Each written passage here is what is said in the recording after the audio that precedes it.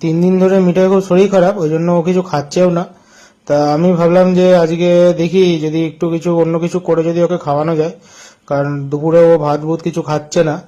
তা দেখা যাক, আজকে ছাতুর পুর করেছিলাম ইউটিউব ঘেটে দেখে, আর বাটি চচ্চড়ি তার সাথে।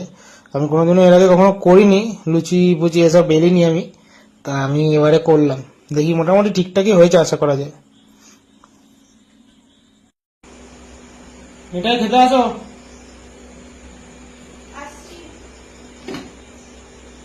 কি করেছো? ঘন্টার চচ্চড়ি।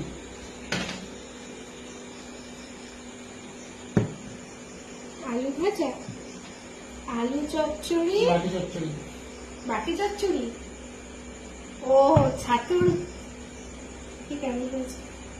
বসে খাওয়া যায় না, না, তুমি বসে খাওয়া যায় না।